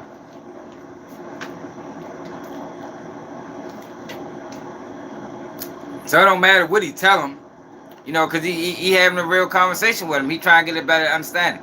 Like, he's on point with that. The problem is that what they're doing is negative. It's negative. It's nothing positive in drill music. They talking about actively killing people and laughing at people's death. So when you put them on a platform, you okaying it, you congratulating it, you promoting it.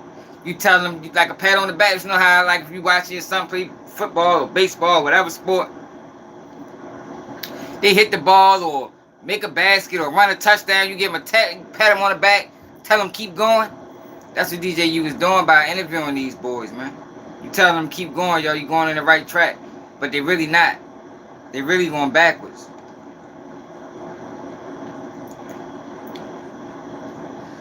Yeah, I'm sticking to that. But I'm just keep that for myself, though. Okay.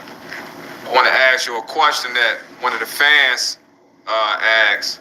They say, what can you do to remove yourself from the street life and be productive in today's society? Can't answer that. So, anytime my mom goes on a trip, I have to take care of her dog. I'm questioning the nigga had to sit back and fold his arms. I ain't. You don't know how to answer that. Your ass look like dirt. That's probably why I just said OTF. You got the blast on your neck. You got the smirk in your dreads and shit. That's what I had came from. But you know what I'm saying? What can you do to remove yourself from the street life? You really can't. Okay. He can't answer that because that should never even crossed his mind, y'all. He's still having fun. Cause he's, you know, like I said, yo, it's only fun when you're young. He's still having fun, yo. So removing himself from the streets is not even like what? Why would I want to do that? Like that's how he really feeling inside. Like that's what went through his mind. What the fuck, yo, tripping? I never remove myself from the streets. I'ma die here. You know what I mean? But in reality, yo, you should always have an exit plan. You should always have an exit plan, even if you was forced into it. You know, we not gonna be naive. You know, everybody's situation is different. Some people choose, some people are forced into it. You should always try to find a way out. Sooner than later. Like, it's people that know you from everywhere, like everywhere. It ain't hard to just, you know, that get was a a wild call answer, or anything. Like anything. People know each other. Everybody know each other. You know what I'm saying? Yeah, the right been going up. What the fuck? You say the what been going up? The right been going up. It's motherfuckers. Hey, you about to motherfucker anywhere now. Everywhere. You go, you be there to see motherfucker anywhere. What y'all going down? Yeah. Oh. So TJ, you say though you can't. So you say you can't remove yourself from the life. Nah. So you end it for life, basically. Yeah. Well, I think one day you'll be able to, you know. What I say though, y'all, How? you gotta remove yourself mentally before you move yourself physically. Mentally, it's easy to get mentally trapped. A lot of these young boys are mentally trapped, yo. So they physically, it's not even an option. You gotta first change your mind, yo. You change your mind, you change your life. That's just how that works. If you trying to remove yourself, there's still niggas around you, like they not just gonna let you just like, you know, like. Niggas. So if a nigga tell you to jump off the bridge, you gonna do that, motherfucker, huh? Hell no, it's good. You talking about the niggas around? Yeah, Fuck that. That's good. Fuck that. Hey, look, man, you growing up, you a young man. You feel me? Ain't nothing more important out here than your family. You feel me? Ain't shit out here in these streets. That shit ain't gonna do nothing but either lead you to the jail or lead you to the cemetery. You know what I'm saying? Yeah. I think you'd have heard that before, you know? So Shit. I don't want you to think that you can't remove yourself from it. You know what I mean? You're probably not thinking about it right now, but you will be able to remove yourself from it if you want to. You know what I mean? But speaking upon 800, bro, you know, we hear the names 800 Fats a lot. We hear the names 800 Lil Twan a lot. And, you know, I've been doing my research. I was seeing there was some back and forth between you all. Who was 800 Lil Fats and 800 Lil Twan to you? Are those some of your childhood friends or? Yeah, like Lil Twan, I grew up with him type shit like that. Like, I grew up with him. Like, Fats, like, I just started knowing him like 6 years ago type shit, you know? Right. So they both locked up at the time? Yeah. Was they locked up or not? I mean, they both locked up right now, right? Yeah, they locked up right now. 800 Fats, he looking at some time?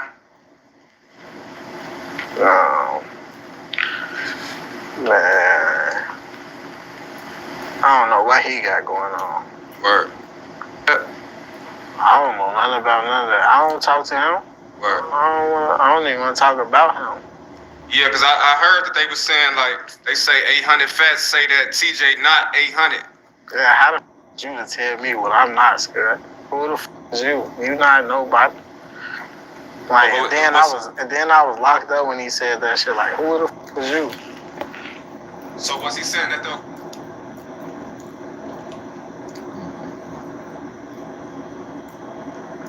That's the same shit Adam 22 be doing. You heard the boy say, I don't even want to talk about him. He went along with it anyway. So you can't give him that great information about making an exit plan from the streets. And now you promoting street beefs, DJU. Like what you're doing is counterproductive. What it is, Biz. What you're doing is counterproductive. The man said he didn't want to answer it, move past it. That's the same shit Adam 22 do. Sucker shit like that. If they don't answer the question, he just reform the question and ask him again. Try to trick him into answering it.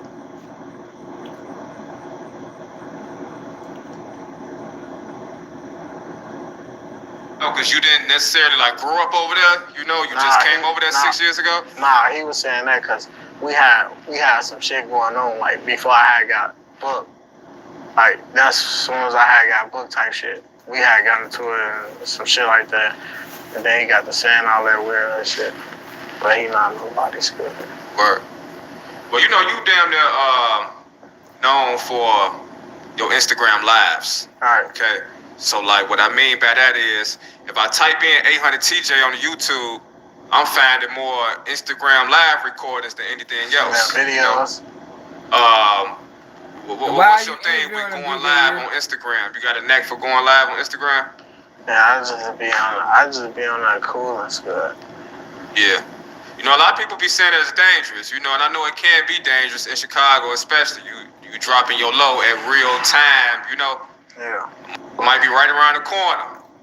You don't never be thinking about none of that? I mean, hey, because I don't like going live my damn self, and I don't be outside doing shit. You don't like going live? Hell nah. Why? Like you said, this city too small. You pause out.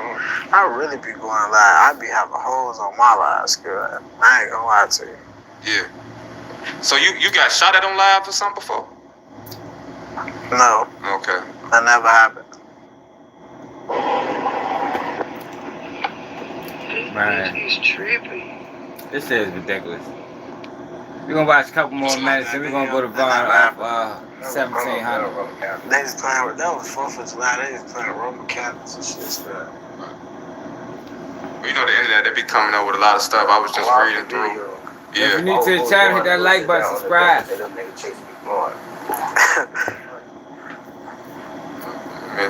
That makes sense.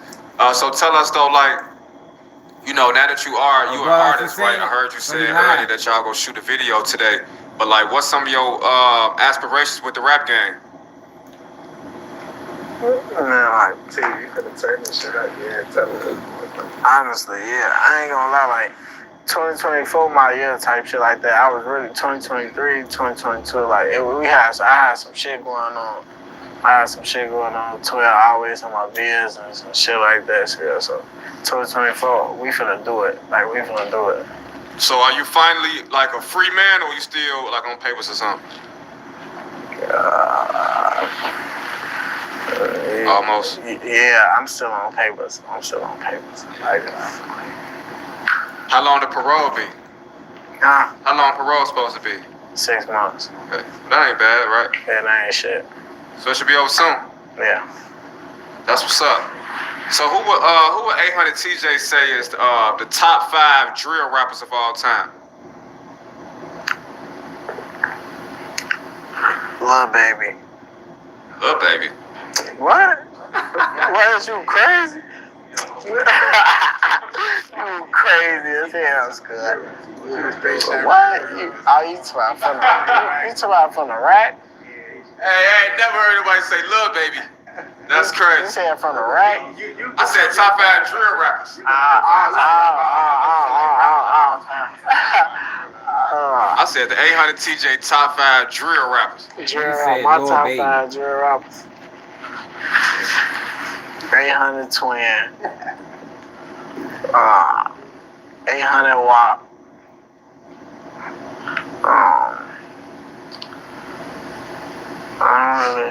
Yo, this is the same shit. Chicago niggas don't like giving each other props. That's the same thing Lil Scone said. A whole bunch of his homeboys, or people that he thought was his homeboys. Would you consider yourself a drill rapper? Shay, what's up, baby? Yeah, y'all finna see this hot shit.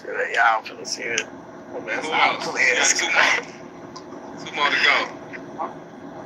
Look those my cousins. Yeah. So I done interviewed M Block. I just interviewed Lil Deuce and them, you know. They ain't interviewing both sides. Interviewing y'all now. I'll put PGF Nook in the same type of class, you know. Nah, I'm just saying like the young kids in the rap. It is, Shay. It's crazy. It's crazy to watch. To watch these young boys just keep crashing out. And it's even crazier that they got an outlet that promotes it. They got an outlet that they can go to when they putting out some of the most hazardous music that we ever heard in life. They got big platforms that they can go to and they can give their message to the world. And a lot of them, they don't have a message. Like DJU is asking these young boys questions about things that never even crossed their mind. I haven't even. And it's sad, I don't hear about them until they die. Because the thing is, they're not known for music. They known for dissing, they known for going live and dissing each other. Like this dude right here, at the time at the interview, he only had one song out. One song. DJU interviewed him.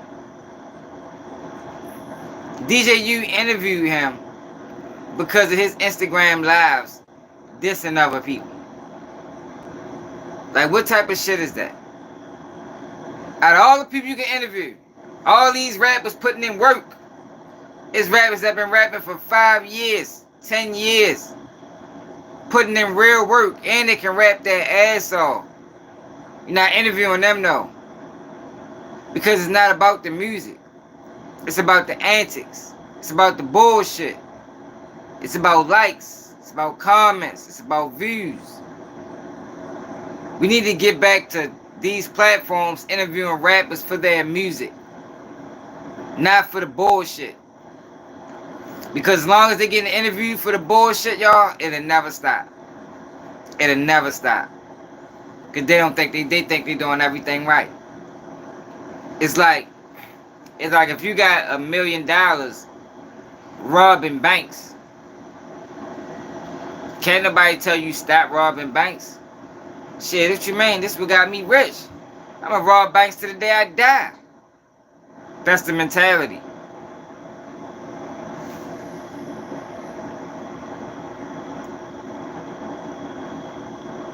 So let's go to VONOFF1700, y'all, because I think VONOFF1700 is a real character.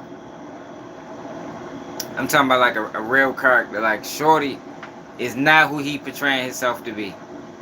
At all. And I think he's one of the drill rappers that is going to end real bad for him. And I'm not wishing that on him. I'm just being honest with the people that follow me. You know what I mean? I'm being honest, man. You say that's their tactic. You're right, though. It is, young Keto. Shorty is going to end bad. Right now, he supposed to be beefing with people from fucking New York. Let me show y'all this. You can look Shorty in his eyes and tell everything you need to know about him. Just by looking him in his eyes.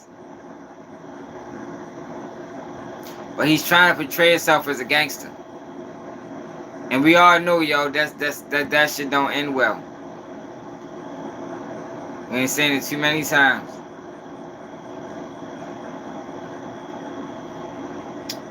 So, FYB J-Man gave Shorty an interview. Try and find it.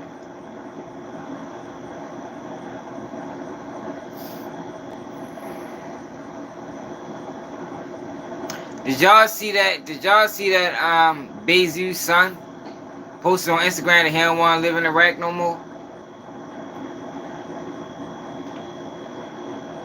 That's a sad reality, yo, when you got a child that can realize that. When you got a child that's growing up and is old enough to be able to see what's going on around them and to come to the determination that, yo, I don't want to live here no more.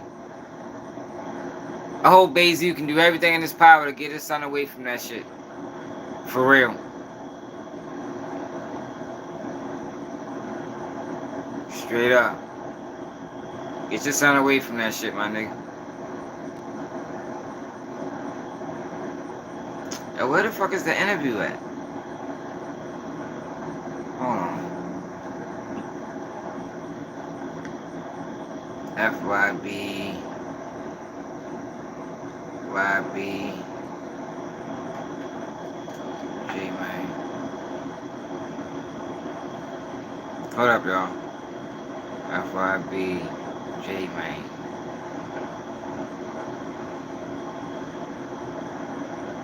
Here you go.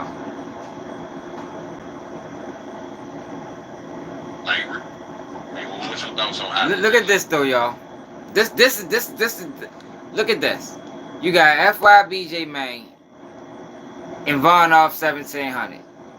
Listen to this question and listen to their answers. God damn, y'all always fucking shit up.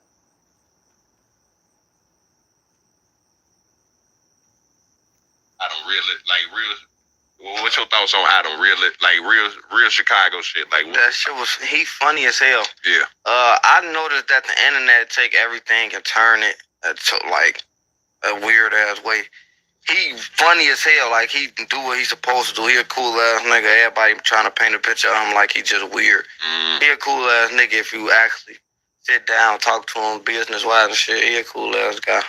So a lot of people in the community, Ruga, I know a lot of other people spoke vocally about him. I see he done got into it with Amari Blaze too, but people be like saying he a culture vulture. What the fuck is that?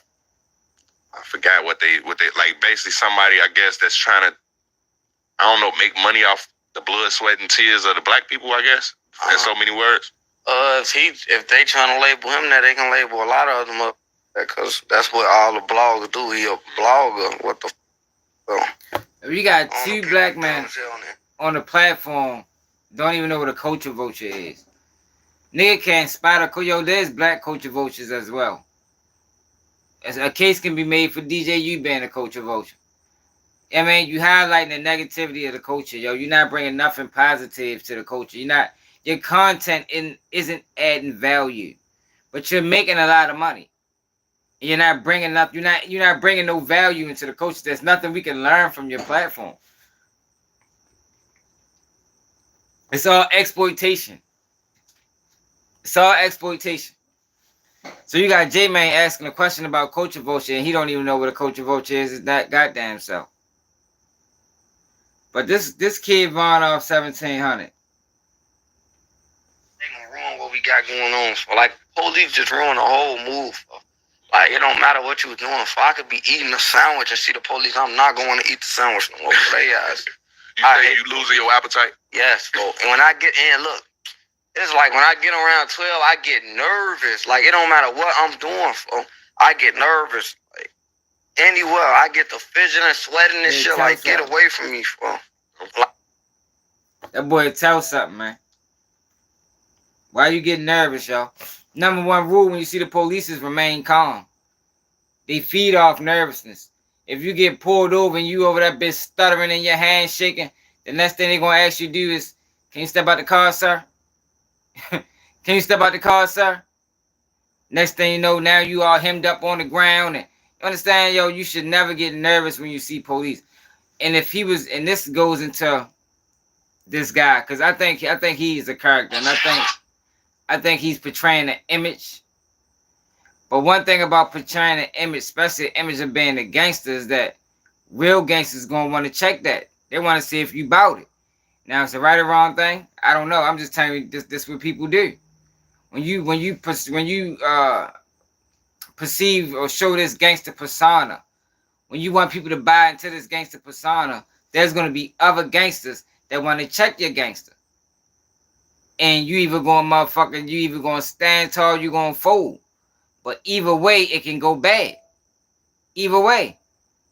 If you fold, you already know what can happen. If you stand tall, you might have to hurt one of them.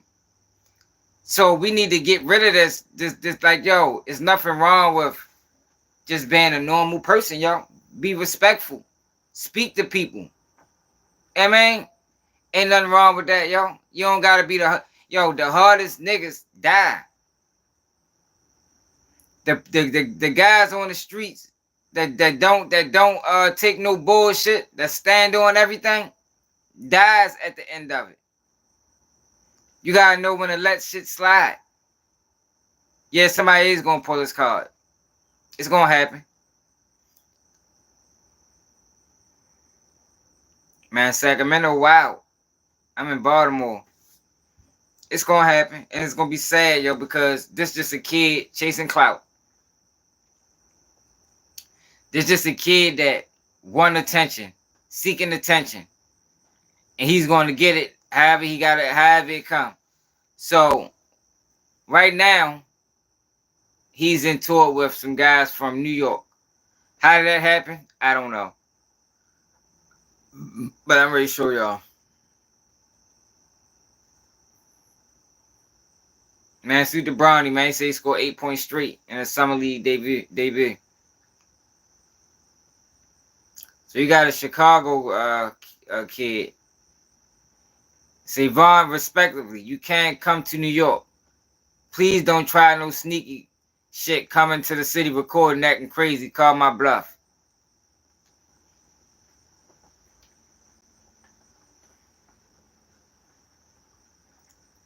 So now you got him going live with somebody from New York.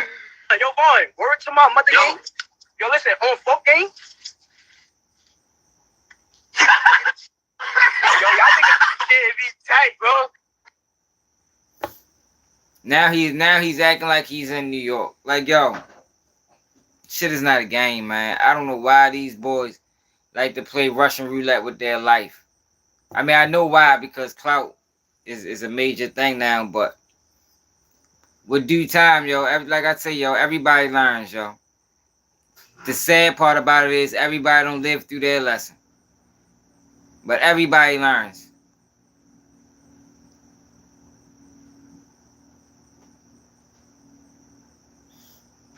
Yeah, Baltimore a wild place, man. What's up, Reese J?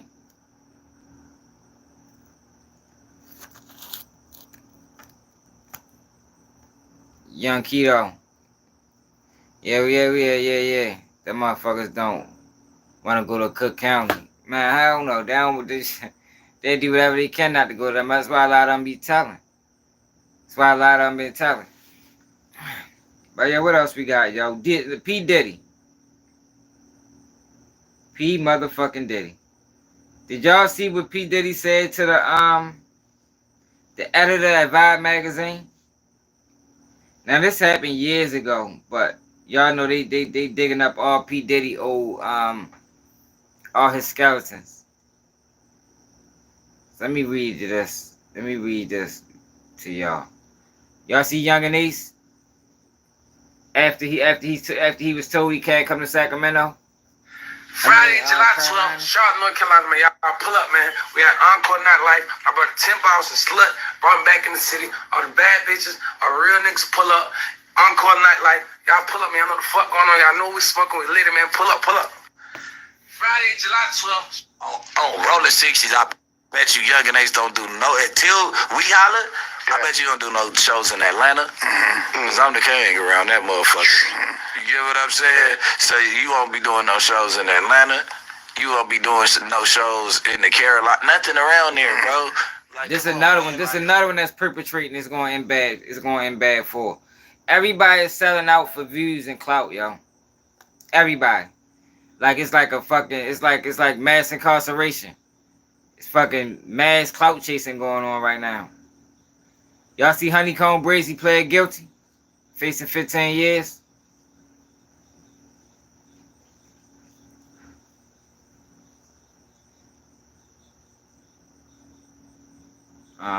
What else we got? What else? Oh yeah, the Diddy news. Diddy news. Let me read to y'all what Diddy did. And the judge dismissed Alec Baldwin involuntary manslaughter case, which he shouldn't have never been charged with. I like Honeycomb Brazy. I wish Honeycomb Brazy could have stayed out the bullshit, but I understand he was highly upset with Finesse 2 times. They probably put him in a trick bag. You feel me? But Shorty came home wrong. Like, you shouldn't be coming home the same way you went in. Like, he didn't come home any smarter. Or at least he didn't show it. He didn't show growth in his approach when he came home. It looked like he came home, he picked right back off where he left. And it all boils down to clout, yo. It all boils down to clout, yo. We gotta stop highlighting negativity and calling it clout. Right now, yo, good or bad, as long as people watching you, it don't matter. That's why you got people like Charleston White that'll say anything just to get people attention. You got drill rappers that'll get on live and they're diss their apps just because they know it's gonna get shared to some blog site. They're gonna make international drill page. But it's not, a lot of times it's not equating to money.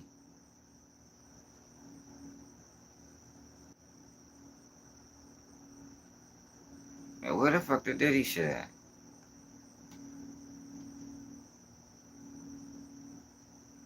I ain't shared a Diddy thing? Damn, y'all, I don't even think I got the Diddy thing, y'all.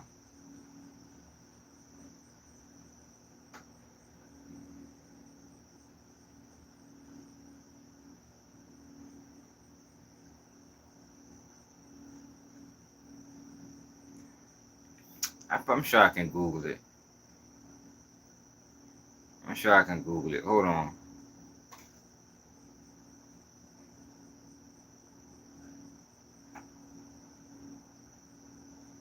Diddy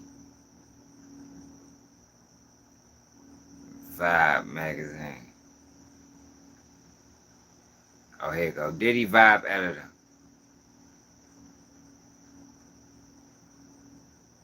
What? P. Diddy. Former Vibe editor says Diddy threatened her in 1997.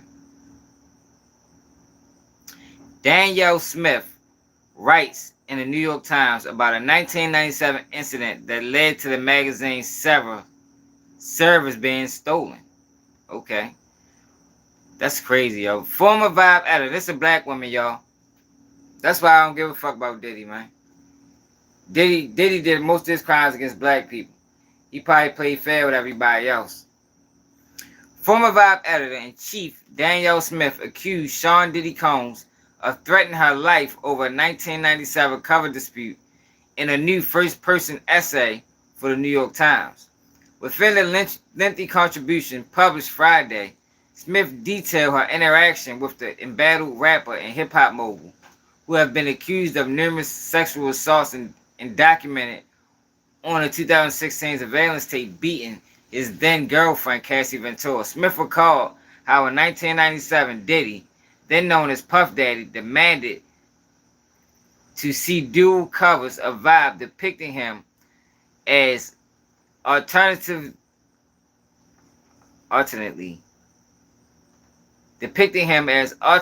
an angel and a devil. An angel and a devil. She refused, and he allegedly called her to tell her he would see her dead in the trunk of a car if she didn't comply. Alright, let me take it back. She refused, and he allegedly called to tell her he would see her dead in the trunk of a car if she didn't comply. When she asked him to take it back, he swore at her and told her he knew her exact location at the moment. Smith did not show him the covers, and the service that contained the final version of the magazine was stolen from the office before it was scheduled print time. An art director had a copy of the issue on CD, so the magazine came out as planned despite the theft.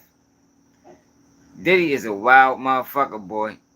Smith also shared a troubling incident in which she and other female friends were having cooked cocktails with Combs' wife Kim Porter when a rapper burst in and demanded she return home immediately, dumping out the contents of her purse on the table. He snatched up her bank cards to the beat of, "You ain't got no business in here. You need to be at home with those kids." Combs yelled something like, "Get home as best you can," from the sidewalk. I saw Porter being hustled into the limo in which we arrived. One of the friends, more tired than terrified, shot me a look. "You good?" And they were gone, Smith wrote. She's just going all into Diddy. Yo, Diddy a wild ass nigga, man. What's up, Bob?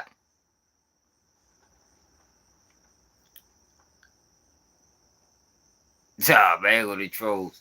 Yeah, I don't got no respect for Diddy. Y'all ain't got no remorse for Diddy. Diddy, whatever happened to Diddy, so be it. And y'all know, yo, I'm normally the guy that try to save niggas, yo, but I don't respect black people that take advantage of other black people. I don't respect black people that plays on the ignorance of other black people. I think they worse than anybody. I put them over top of everybody when it comes to damaging our culture and damaging our image. That's just how I look at it, y'all. But shit, I appreciate everybody that tapped in. John Doe, what it is, baby. I appreciate y'all that tapped in, yo. We done covered a few things, yo. We talked about Lord TJ 800.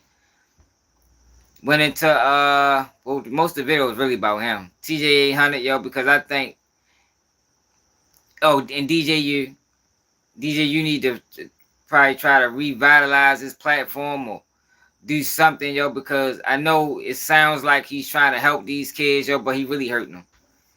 He really hurting them.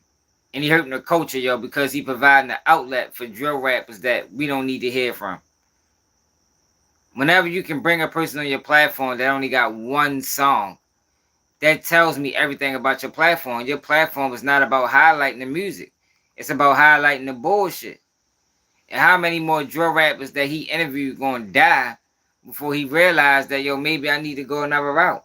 You know, though I'm making money off this shit, maybe this is not the angle that I need to be taking. But I doubt it.